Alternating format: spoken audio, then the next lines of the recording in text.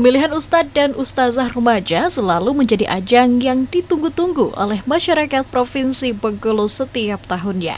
Antusiasme dari para pemuda dan pemudi di berbagai kabupaten kota dalam mengikuti audisi online kali ini cukup tinggi. Inilah video dua peserta audisi kategori ustadz dari kota Bengkulu. Bismillahirrahmanirrahim. Assalamualaikum warahmatullahi wabarakatuh. Alhamdulillahi rabbil alamin. Assalatu wassalamu ala sayyidil mursalin wa ala alihi tayyibin at-tahirin wa ashabihi akramin wa aradu anhum ajma'in birahmatika ya arhamar rahimin. Amma ba'du.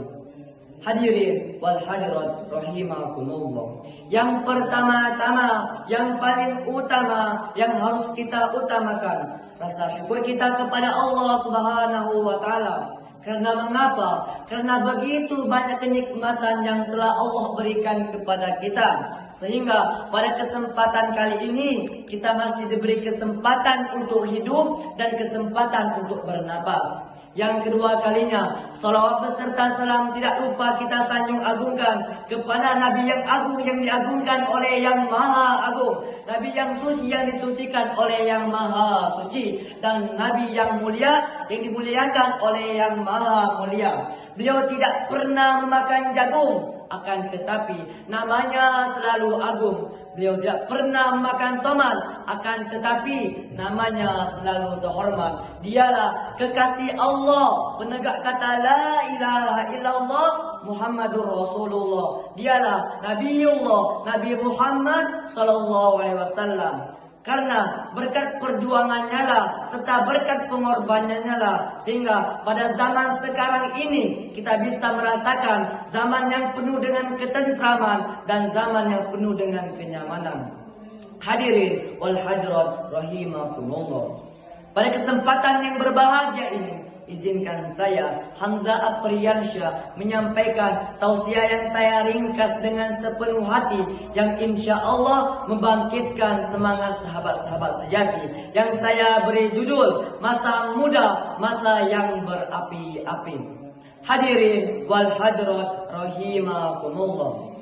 Masa muda, masa yang mana penuh dengan kekuatan, penuh dengan potensi dan peluang membangun masa muda yang gemilang. Akan tetapi seringkali diwarnai dengan tantangan, rintangan, cobaan serta godaan di zaman sekarang.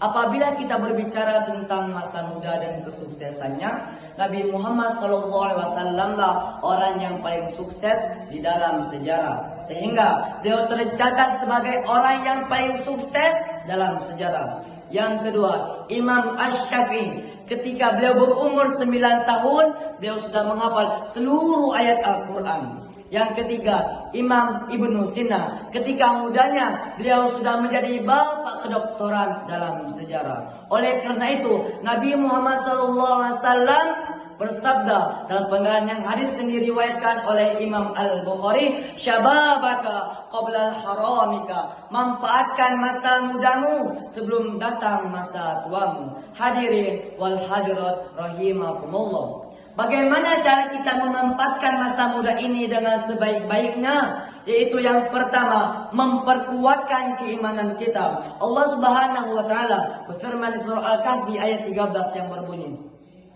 A'udzu billahi minasyaitonir rajim.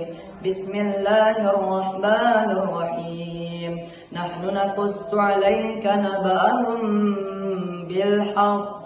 Innahum fityatun amanu bi rabbihim wa zidnahum huda.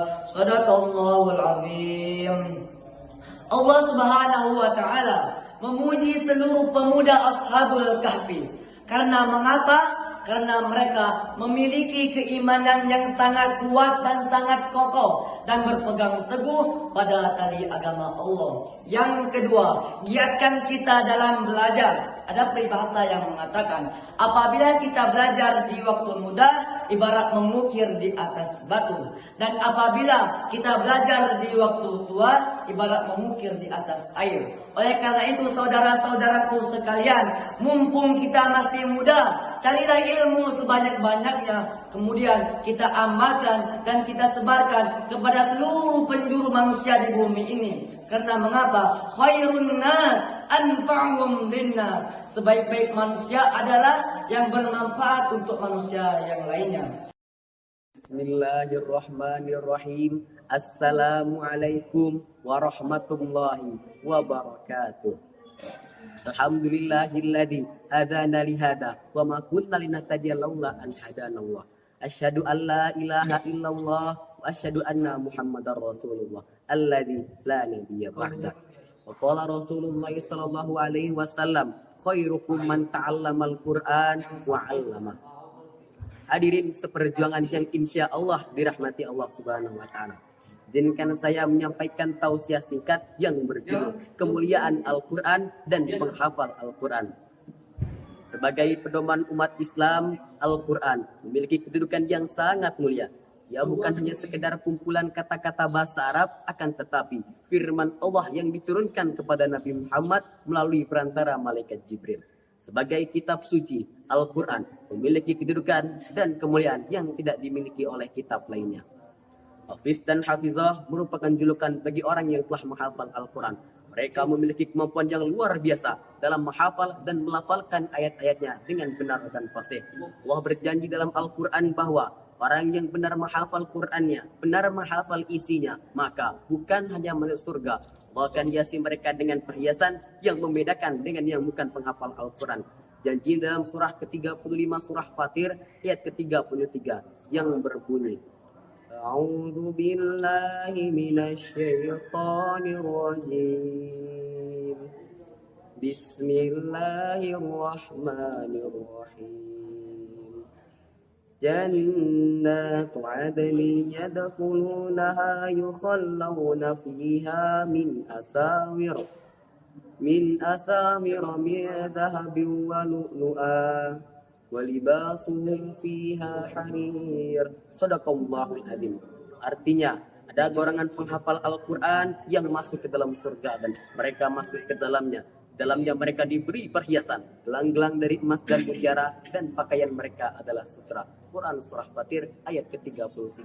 Dan juga orang yang menghafal Quran lalu mengamalkannya, maka akan dipakaikan di atas kepala kedua orang tuanya mahkota pada hari kiamat. Sebagaimana sabdanya, Nabi SAW bersabda, Man hafizul Quran wa amila bi wa di'a ala ra'si walidayhi tajun yaumal qiyamah. Barang siapa yang menghafal Quran lalu mengamalkannya, kata Rasulullah, maka akan dipakaikan di atas kepala kedua orang tuanya mahkota pada hari kiamat. Hadis riwayat Al-Hakim. Hafal Al-Quran memiliki derajat yang tinggi di sisi Allah. Di antaranya, Allah akan menjadikan penghafal Al-Quran sebagai keluarganya di bumi. Penghafal Al-Quran akan memiliki derajat yang lebih tinggi di surga. Dan tentunya, penghafal Al-Quran akan mendapatkan banyak pahala.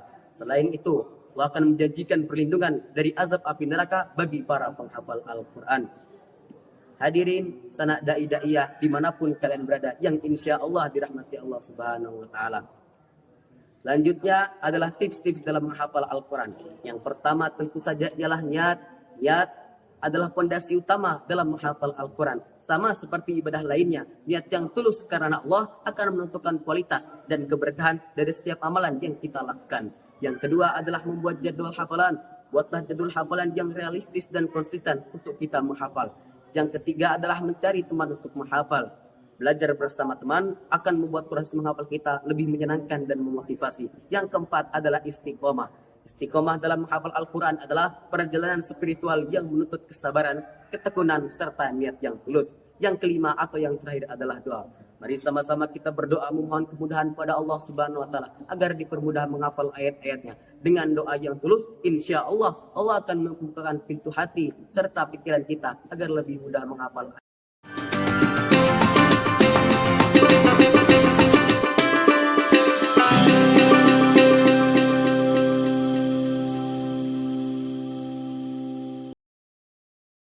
Ratusan peserta yang ikut mengirimkan video ceramah pada sesi audisi online, mulai dari usia 12 hingga 19 tahun dari tingkatan SMP, SMA, dan kuliah. Inilah video 2 peserta pintar season 8 kategori Ustadz dari Kabupaten Bengkulu Tengah. Bismillahirrahmanirrahim. Assalamualaikum warahmatullahi wabarakatuh. Alhamdulillahi wassalatu wassalamu ala rasulillah. Wala hawla wala quwata illa billah. Amma ba'du. Dewan Hakim yang arif dan bijaksana, hadirin seanak BETV rahimakumullah. Di era sekarang ini banyak sekali peristiwa yang terjadi di luar logika dan nalar manusiawi. Yang semua kejadian ini disebabkan karena krisisnya moral dan ilmu pengetahuan, dan khususnya di bidang ilmu keagamaan. Baru-baru ini kita dikejutkan dengan kasus-kasus yang dapat menggerogoti karakter anak negeri karena sifatnya yang menyerang psikologi. Kasus perundungan anak di usia dini, penggunaan obat-obat terlarang atau narkotika oleh kalangan remaja, perilaku menyimpang, seks bebas, tawuran, dan masih banyak lagi kenakalan remaja lainnya. Yang semua ini karena kurangnya pendidikan akhlak bagi generasi muda di Indonesia. Oleh karena itu, pada kesempatan yang berbahagia kali ini, izinkanlah kami menyampaikan sebuah ceramah yang berjudul Menjadi Generasi Muda yang Cerdas, Sehat, dan Berakhlakul Karimah, dengan landasan surat Al-Baqarah ayat 195. A'udzu billahi minasyaitonir rajim. Wa anfiqu fi sabilillahi wa la tulqu bi aydikum ila tahlukah wa ahsinu innallaha yuhibbul muhsinin. Yang artinya, dan infakkanlah hartamu di jalan Allah, wala tulqu bi aidikum ila tahluka, dan janganlah kamu jatuhkan dirimu sendiri ke dalam kebinasaan dengan tanganmu sendiri pula, dan berbuat baiklah, innallaha yuhibbul muhsinin, sungguh Allah menyukai orang-orang yang berbuat baik. Hadirin rahimakumullah, sekurang-kurangnya ada 4 hal yang harus kita lakukan untuk mewujudkan generasi muda yang cerdas, sehat, dan berakhlakul karimah. Yang pertama, menuntut ilmu dan mengamalkannya. Tentu saja, ilmu yang masuk di sini adalah ilmu keagamaan, sehingga dengan ilmu agama yang luas dan disertai dengan pengalaman yang baik, insya Allah kita dapat menjadi agen perubahan bagi para remaja di negeri kita tercinta. Rasulullah sallallahu alaihi wasallam bersabda, "Thalabul ilmi faridatun ala kulli muslim," yang artinya menuntut ilmu wajib hukumnya bagi setiap muslim. Yang kedua, menjaga kesehatan. Makan dan minumlah dari apa-apa yang baik dan dihalalkan bagi kita, serta janganlah berlebihan. Hal tersebut guna menjaga keseimbangan antara jiwa dan raga kita dalam menjalani aktivitas dan juga rutinitas. Allah Subhanahu wa taala berfirman di dalam Al-Qur'an surat Al-Baqarah ayat 168. Ya ayuhan nasu kulu mimma fil ardi halalan thayyibah wa la tattabi'u khutuwatis syaitan innahu lakum aduwwum mubin. Yang artinya, wahai manusia, makanlah dan minumlah dari hal-hal yang terdapat di bumi dan hal-hal yang baik, serta janganlah kamu mengikuti langkah syaitan. Sungguh syaitan itu musuh yang nyata bagi dirimu. Yang ketiga, memperbanyak kegiatan-kegiatan positif. Hadirin, pada hakikatnya seorang manusia jika tidak disibukkan dengan hal-hal yang baik, maka tentu ia akan disibukkan dengan hal-hal yang buruk. Sibukkanlah diri kalian, karena semakin sibuknya diri seseorang, akan semakin banyak pengalaman yang ia rasakan, akan semakin banyak ilmu pengetahuan yang ia dapatkan, dan akan semakin banyak tugas yang terselesaikan. Bismillahirrahmanirrahim. Assalamualaikum warahmatullahi wabarakatuh. Alhamdulillahi rabbil alamin. Assalatu wassalamu ala asrafil anbiya'i wal mursalin wa ala alihi wa ashabihi rasulillahi ajmain, amma ba'du. Yang pertama dan yang paling kita utamakan dan tidak boleh kita lupakan ialah puji syukur kepada Allah Subhanahu wa taala yang telah memberikan kita rahmat dan nikmatnya seperti nikmat Islam, nikmat iman, nikmat ihsan dan nikmat kesehatan, sehingga pada hari ini kita masih merasakan kehidupan untuk menjalani apa yang diperintahkannya dan menjauhi apa yang dilarangnya. Yang kedua kalinya, tak lupa pula salawat beriringkan salam kita kirimkan kepada ahlal jannah, yakni pahlawan padang pasir, imam di waktu salat, pemimpin di waktu perang, buah hati Aminah dan putra Abdullah, ialah Nabi Yuna Muhammad sallallahu alaihi wasallam. Yang ketiga kalinya, berdirinya saya di sini tanpa disediakan kursi dan meja bukan semata-mata mencari jodoh, tapi semata-mata mencari ridho. Baiklah, saya akan menyampaikan sebuah ceramah yang berjudul Janganlah Menunda Suatu Kebaikan. Dewan juri yang terhormat serta para hadirin yang saya banggakan. Manusia merupakan makhluk sosial. Makhluk sosial ialah makhluk yang membutuhkan satu sama lain. Dalam hal tersebut, maka manusia harus berbuat kebaikan kepada makhluk manusia lainnya. Akan tetapi, ketika kita ingin berbuat kebaikan, ada rasa malas yang mempengaruhi kita, rasa ragu yang mempengaruhi kita, bahkan kesibukan yang mempengaruhi kita. Padahal Allah sangat senang melihat hamba-hambanya yang bersegera berbuat kebaikan, sebagaimana yang telah dijelaskan Allah Subhanahu wa taala di dalam Al-Qur'an, ayat Quran surat Ali Imran ayat 133 yang berbunyi, A'udzu billahi minasyaitonir rajim. Bismillahirrahmanirrahim. Wasari'u ila maghfiratin min rabbikum wa jannatin 'arduhas samawati wal ardh u'iddat lil muttaqin. Shadaqallahul azim. Yang berarti, bersegeralah kamu mencari ampunan Tuhanmu dan surga yang luasnya seluas langit dan bumi sebagai tempat orang-orang yang bertakwa. Quran surat Ali Imran ayat 133. Dari ayat tersebut bahwasannya Allah sangat mencintai hambanya yang bersegera dalam berbuat kebaikan terhadap manusia maupun berbuat baik kepada Tuhannya. Dalam sebuah hadis, Nabi Muhammad juga bersabda, hadis riwayat An-Nasa'i yang berbunyi, yang berarti sebaik-baik suatu amal ialah dikerjakan pada awal waktunya. Maksud dalam hadis ini ialah amal yang lebih utama ialah apabila kita kerjakan di awal waktu.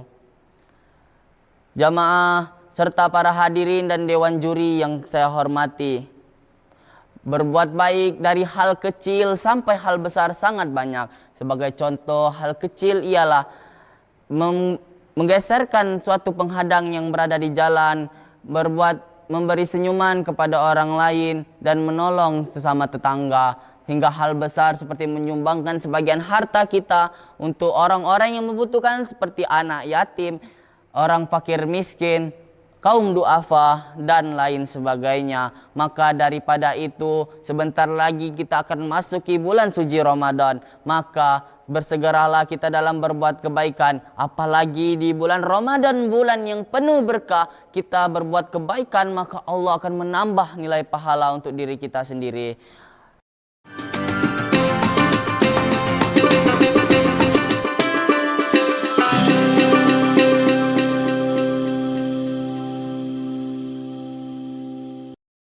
Ratusan peserta bersaing pada audisi Pintar Season 8 kali ini, mulai dari Kota Bengkulu, Kabupaten Kepayang, Bengkulu Utara, Rejang Lebong, Bengkulu Tengah, Buko-Buko, Seluma, Bengkulu Selatan, dan Kabupaten Kaur. Dan inilah video dari dua peserta kategori Ustadz dari Kabupaten Buko-Buko dan Seluma.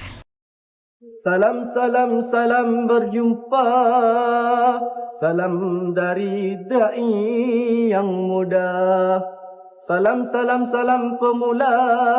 Salam untuk tuan-puan semua. Assalamualaikum warahmatullahi wabarakatuh. Alhamdulillah, wassalatu wassalamu ala rasulillah, amma ba'du. Anak raja memasak baru dimasak di tungku api. Perkenalkan ambo anak muko-muko, siap beraksi pastinya di BATV. Dewan juri yang saya hormati, sanak BATV dimanapun berada. Salah satu sifat yang dilarang di dalam Islam adalah sombong. Sombong merupakan sifatnya iblis. Iblislah yang pertama menjadi sponsor sombong. Tatkala iblis diperintahkan oleh Allah untuk bersujud kepada Nabi Adam, ia menolak, tak mau bersujud kepada Nabi Adam. Sebagaimana firman Allah di dalam Al-Quran surah Al-Baqarah ayat 34. A'udzubillahi minasyaitonir rajim. وَإِذْ قُلْنَا لِلْمَلَائِكَةِ اسْجُدُوا لِآدَمَ فَسَجَدُوا إِلَّا إِبْلِيسَ أَبَى وَاسْتَكْبَرَ وَكَانَ مِنَ الْكَافِرِينَ. Dan ingatlah ketika kami berfirman kepada para malaikat, sujudlah kalian kepada Adam, maka mereka pun ikut bersujud kecuali iblis. Ia menolak dan menyombongkan dirinya, dan ia termasuk ke dalam golongan orang-orang kafir. Lantas yang menjadi pertanyaannya, mengapa di dalam Islam sifat sombong itu dilarang? Karena akibatnya buruk. Apa itu? Yang pertama, kebencian Allah akan turun kepadanya. Sebagaimana Allah tegas menyatakan di dalam Al-Quran, innahu la yuhibbul mustakbirin. Sesungguhnya Allah tidak mencintai orang-orang yang sombong. Kenapa? Karena yang berhak berpakaian dengan sombong hanyalah Allah. Kemudian yang kedua, akibat daripada kesombongan adalah dia tidak akan dimasukkan ke dalam surganya Allah. Sebagaimana sabda Rasulullah sallallahu alaihi wasallam di dalam hadis riwayat Muslim nomor 97. La yadkhulul jannah man kana fi qalbihi misqalu dzarratin min kibri. Tidaklah masuk surga orang yang ada di dalam hatinya kesombongan walaupun sebesar biji sawi. Oi sanak, pilih surga apa neraka? Pilih surga apa neraka? Panas terik di siang bolong. Makanya jadi orang jangan sombong. Kemudian yang terakhir, akibat daripada kesombongan adalah dia akan dibinasakan oleh Allah. Apa contohnya? Dahulu ada seseorang yang dititipi harta, pangkat dan jabatan oleh Allah. Namun sombongnya luar biasa. Siapakah dia? Dia adalah Fir'aun. Dia adalah seorang manusia durjana yang angkuh merasa diri perkasa, yang memiliki harta benda yang berlipat ganda dan kekuasaan yang merajalela, sampai akhirnya ia mengaku sebagai Tuhan. Maka sesuai dengan janji Allah, Fir'aun ditenggelamkan oleh Allah di dalam lautan yang sangat dalam bersama para pasukannya, bersama harta bendanya dan bersama kekuasaannya.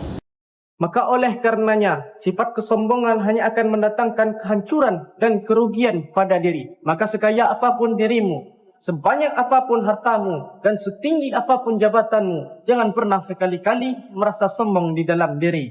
Dan ingat, jangan seperti kacang yang lupa akan kulitnya. Artinya, jangan kita lupa dari mana asalnya kita, yang dimana kita semua berasal dari tanah, makan hasil tanah, hidup di atas tanah, dan pada akhirnya kita semua akan kembali masuk ke dalam tanah. Bismillahirrahmanirrahim. Assalamualaikum warahmatullahi wabarakatuh. Alhamdulillah. Alhamdulillahi rabbil alamin. Assalatu wassalamu ala asrafil anbiya'i wal mursalin wa ala alihi wa sahbihi ajmain. Amma ba'du. Yang pertama-tama dan yang paling utama, marilah sama-sama kita pemanjatkan puji serta syukur kita atas kehadirat Allah Subhanahu wa taala dengan mengucapkan alhamdulillah. Kedua kalinya, solawat berangkaikan salam semoga selalu tercurahkan kepada junjungan kita yang namanya selalu tersirat, takkan pernah berkarat. Meski diterjang ombak yang begitu kuat, badai yang begitu dahsyat, dia tetaplah yang terhebat, dia tetaplah yang terkuat. Pembawa amanat yang tak pernah khianat, pembawa risalah yang tak pernah salah. Tiada lain, tiada bukan junjungan kita Nabi besar Muhammad sallallahu alaihi wasallam. Allahumma salli ala sayyidina Muhammad wa ala alihi sayyidina Muhammad. Berdirinya saya di sini bukan ingin merasa paling keren, apalagi ingin dibilang Superman, tetapi berdirinya saya di sini ingin menyampaikan sebuah tausiah singkat yang berjudul Keutamaan Bulan Suci Ramadan. Hadirin jamaah BTV rahimakumullah. Bulan Ramadan adalah salah satu bulan yang spesial di antara bulan hijriah lainnya, di mana di dalamnya terdapat sekali banyak peristiwa yang sangat amat penting. Selain itu, bulan Ramadan juga memiliki beberapa keutamaan. Minimal ada 3 keutamaan. Ada berapa hadirin? 3. Mari kita bahas bersama-sama. Yang pertama, keutamaan bulan suci Ramadan ialah bulan yang menjadi tempat kita untuk mengevakuasi diri agar menjadi lebih bertakwa. Sebagaimana firman Allah di dalam Quran surat Al-Baqarah ayat 183 yang berbunyi, A'udzu billahi minasy syaithanir rajim. Bismillahirrahmanirrahim. Ya ayyuhalladzina amanu kutiba alaikumus shiyam kama kutiba alal ladzina min qablikum la'allakum tattaqun. Shadaqallahul azim. Yang artinya, ya wahai orang-orang yang beriman, diwajibkan atas kamu berpuasa sebagaimana yang telah diwajibkan atas orang-orang sebelum kamu agar kamu bertakwa. Yang kedua, keutamaan bulan suci Ramadan ialah bulan di mana turunnya kitab suci Al-Quran sebagai petunjuk bagi manusia dan pembeda antara yang hak dan yang batil. Sebagaimana firman Allah di dalam Quran surat Al-Baqarah ayat 185 yang berbunyi, A'udzu billahi minasy syaithanir rajim. Bismillahirrahmanirrahim. Syahrul Ramadan alladzi unzila fihi al-Qur'anu hudan lin-nas wa bayyinatin minal huda wal furqan. Shadaqallahul azim. Yang artinya, bulan Ramadan adalah bulan turunnya kitab suci Al-Quran sebagai petunjuk bagi manusia dan pembeda antara yang hak dan yang batil.